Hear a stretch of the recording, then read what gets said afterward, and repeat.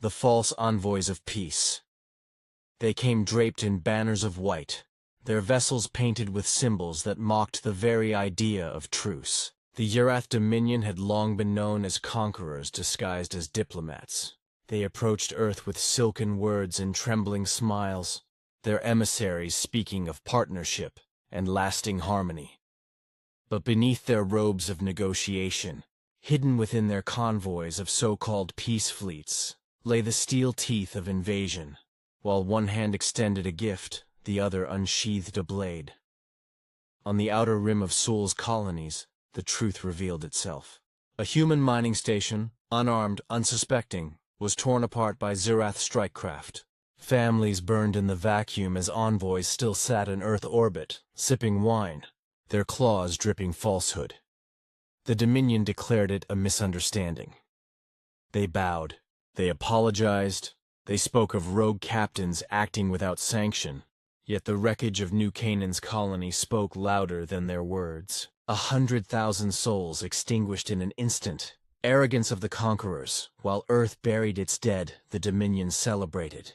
In halls of obsidian across the galaxy, they mocked the primitives of Sol. They still think themselves children of peace, hissed a Zirath noble, drinking from the skull of a conquered foe. Their fleets are small, their resolve soft, their patience infinite. They will forgive as they always do. The alien council echoed laughter across the stars. Human colonies had been raided before. Pirates, marauders, petty powers. But the Dominion believed they had measured Earth's spirit. Too civilized to stain their hands with vengeance. Too bound by their ideals to wield the fire they secretly harbored.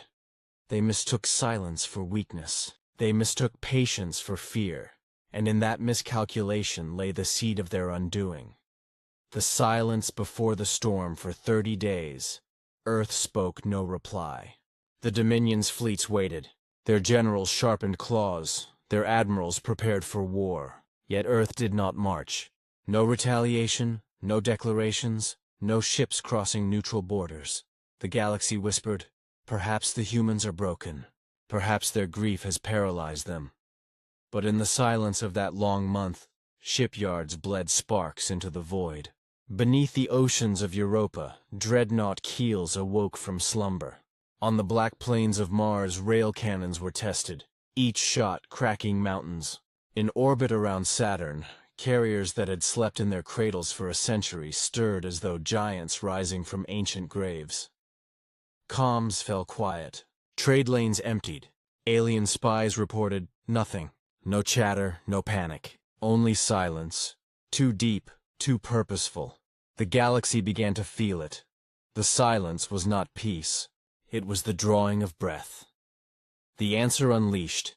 It began with a whisper over the galactic comms net. A single transmission, in a voice that was cold, human, and merciless. This is Earth Command. The Dominion has slain our kin. The price will be paid in blood. Then the stars themselves shifted.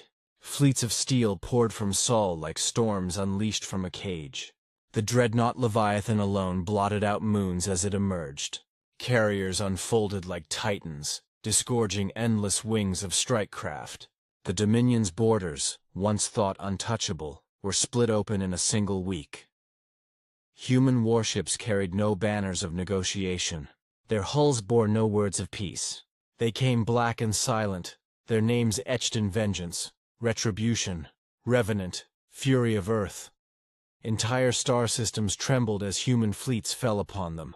Orbital defenses melted under kinetic strikes that struck with the weight of mountains hurled from the sky. Dominion soldiers watched in terror as dropships rained down.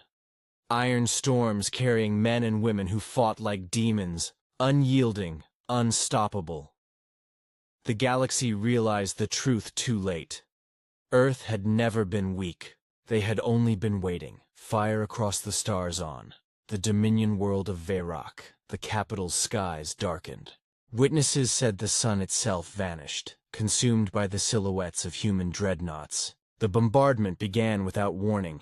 City-sized rail slugs cutting through atmosphere, turning palaces into ash and rivers into fire. The Dominion screamed surrender. Their envoys raised banners begging for mercy, but Earth's vengeance had no room for mercy. Entire fleets of Zirath warships assembled to repel humanity. 47 war armadas, the pride of their dominion, converged on the frontier system of Karos. There they expected to meet Earth's main fleet and break them in one decisive battle.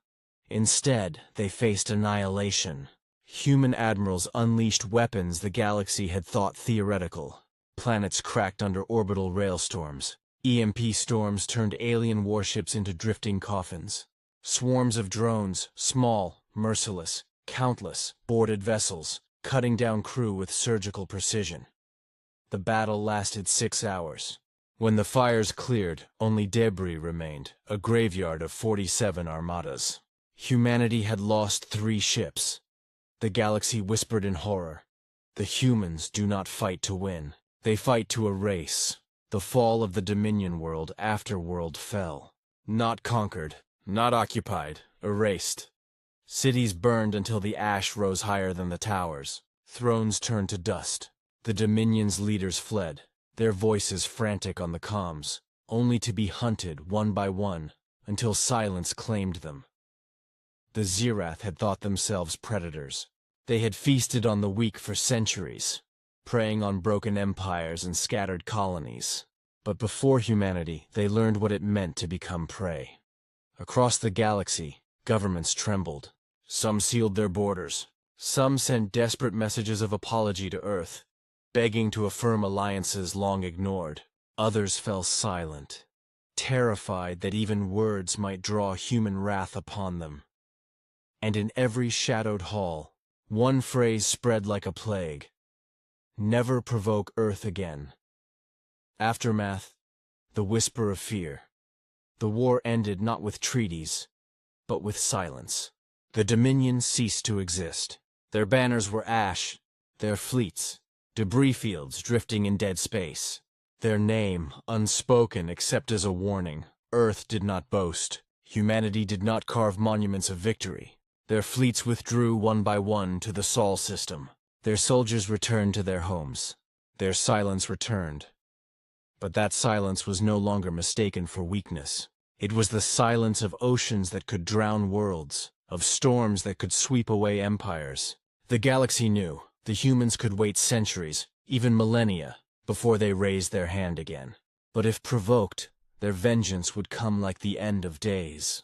Survivors whispered in fear. Children of alien worlds grew up with nightmares of ships blotting out suns, of cities burning under endless storms of steel.